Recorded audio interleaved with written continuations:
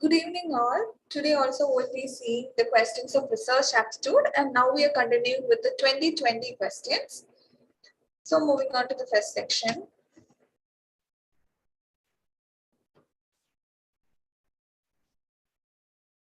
Moving on to the first question. Which of the following methods of acquiring knowledge save time and effort on the part of researcher? A. Method of experience. B. Inductive method. C. Deductive method. D. Method of consulting an authority. So now the question is on how to save time and effort on the part of researcher. And we are very sure about the inductive method and deductive method, how long process it is. There are different steps involved in it and it is a long procedure. So you can definitely remove these two options. Moving on to option A, method of experience. It is a part when you can relate with the ethnographic research. The researcher goes, stay with the people and get collection of observation and experience will lead to its understanding. And that also a part of inductive method. So again, that also will take time in order to get a proper conclusion. So finally, the right answer will be option B, method of consulting an authority. Authority in the way, the one who have already done research on that particular area or who have a proper knowledge about the particular area he is doing or working on it. So that will save the time and effort of the researcher. So that is one question. Moving on to the question number 2. A researcher administers an achievement test to assess and indicate the possible effect of an independent variable in his or her study. The distribution of scores on the test is found to be negatively skewed. On the basis of this, what can be stated with regard to the difficulty level of the test? So the question is on, and we have to focus on the idea that the distribution of the scores of the test is negatively skewed, and that only will give you idea on how the difficulty level of the test will be. So only this two sentences is the highlight in our question which we have to focus upon. And moving on to the option. Option A, the test is very easy. Option B, the test is very difficult. Option C, the test is neither easy nor difficult. And option D, the test is easy and needs normalization. And when it is negatively skewed, you have to understand the test is very easy. Let's see what is happening. Detailed description. A skewness refers to the asymmetry in the distribution, whether that is like a normal curve or do it have a asymmetric. And there are two types of skewness, that is positively skewed and negatively skewed. And it is like if the curve is shifted to left or right.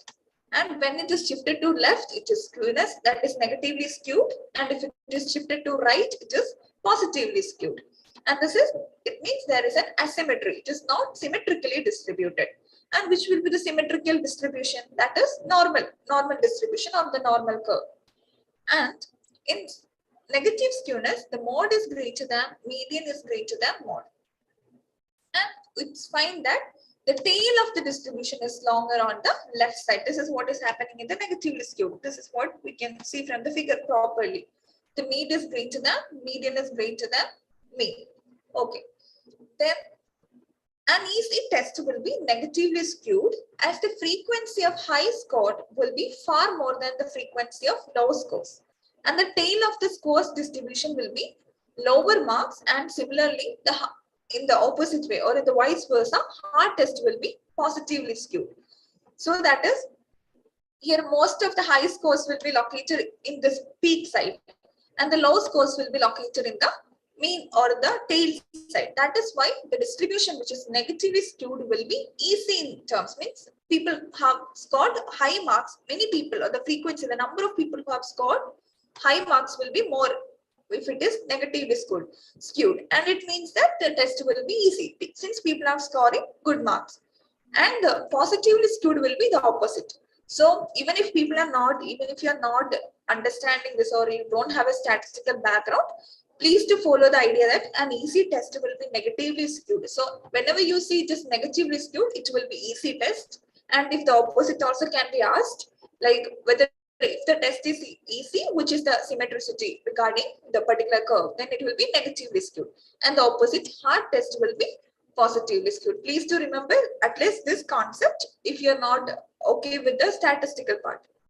So moving on to the third question, it's an assertion and reason based question. Given below are two statements. One is labeled as assertion and other is labeled as reason. Assertion is a researcher has to observe causal formalities at all stages without scope and leeway for offending moral and ethical norms. And reason is in respect of data collection, data analysis and interpretation. There is, however, a considerable scope of being ethically vulnerable. And moving on to first, the assertion, we know that a researcher has to definitely follow like some systematic methodologies or some causal formalities, some systematical formalities that they have to ensure while doing the research. That is for the purpose of not prone to moral or ethical norms or violation of ethical norms, and therefore the assertion is true. But another thing is that even if it has been followed, even the causal formalities, everything is being followed.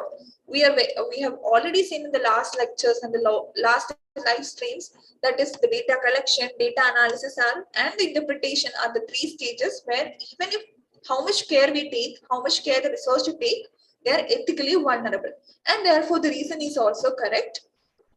So both assertion and reason are correct, and R is the correct explanation of A. And moving on to question number 4. The scope for employing ICT support is relatively more in which of the following stages of research? A. Problem formulation. B. Hypothesis making. C. Data collection. D. Data analysis. And E. Data interpretation. And it's like very direct question. It's on the research and ICT. And we are very sure that problem formulation, hypothesis making, data interpretation all involves the readings, the literature review, the understanding of and the creativity of everything regarding the research. But he make use of the ICT, especially you are very much familiar with the Google Forms that is being sent in order to collect survey data among you people. And even the data analysis, we have different software packages, which is like Stata, SPSS, which we all make use of in order to do the analysis part. So therefore, ICT support is highly utilized in the data collection and data analysis part, and therefore the right answer is option C, that is C and D. D only. Okay. Moving on to question number 5. Just to match the following question. The list 1 have different types of research and the description regarding it. Yeah, moving on to the list 1. A. Ethnography. B. Heuristic. C. Phenomenology. And D. Symbolic interactionism. And the list 2 consists of its description or its understanding. What common set of symbols and understandings have emerged to give meanings to people's interaction? 2. What is the culture of this group? 3. What is my experience of this phenomenon? 4. What is the structure and essence of experience of this phenomenon for those people? So, first of all, let's try matching it. Option A, ethnography. And we have several times discussed in our class. It is the researcher goes stay with them and observe them and understand their culture of that particular group. And therefore, definitely, A will be related to option 2. So, A will be related to option 2. And heuristic, and even in the teaching methodology we have seen heuristic method of teaching, where once one like a learner's experience, where the once one understanding, observation all being considered, and therefore heuristic in the same terms will be related to my experience of this phenomenon. What is my experience? Like that my is with the highlight, how you can relate it with the heuristics, your own experience, once one self-study is being considered in the heuristic methodology. So B will be 3. And phenomenology, you can definitely relate it with this term itself, phenomenon. What is the structure and essence of experience of this phenomenon for those people, for some other group? That is why the phenomenological study happened. And in heuristic, it is understanding of my own experience of a particular phenomenon. So that is C will be related to 4. And finally, symbolic interactionism. Without any confusion, you can match it with option 1. That is, what common set of symbols and understanding have emerged to give meanings to people's interaction?